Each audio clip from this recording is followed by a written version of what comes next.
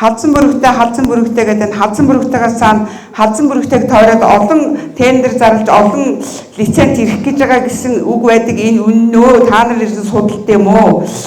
Яагаад энэ сум орнд юм болж байгаа гэж та нар ирнэ анхаарлаа тавьдгүй шүүн энэ мэлтийгээ сууж байгаа гурван дарга. Тэрийг бас та нар судлах хэрэгтэй шүү дээ. Цаана тойроод ямар юм хүмүүс хэлж штэ. Одоо цаана тэр бүр сөөхнө мөгнө ингээд орсон зөндөө олон тендер зарлагдаад лиценз ирэх гэж байна гэдгийг ард түмэн мэдсэн бол таагуур аягүй мэдээгүй байгаа да. Тэрэн дээр сайн анхаарах хэрэгтэй. Тэрний хариулт өгөөрэй. Хоёрдугаар одоо ингээд бид нар бүгдээр ингээд ямар нэгэн одоо зам гаргаад гаргалгаа гаргаад тэмцэн гэж юм.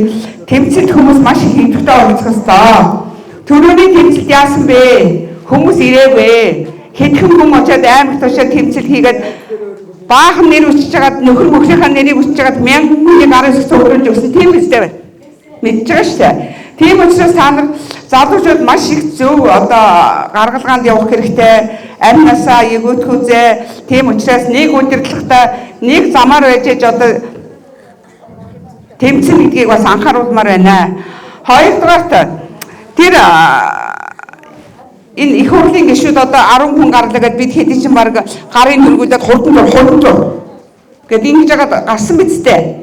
Тэр хүмүүс л ялангуяа мэд сайхан дуу ирнэ энэ сумын удирдлага ийм болж байна гэж хэлдэг юм уу хэлдэг юм уу хэлдэг юм уу нямнаа дарга ингээд ороод ирж хахад манай гишүүд хэлсэн бол мэд сайхан бас л ороод ирэх болов гэж би бодож байгаа.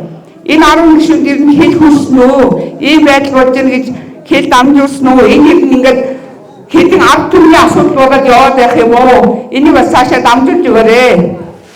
За тэгээд бүгдээрээ тэмцэнэ. Эв оюутаа тэмцэн шүү.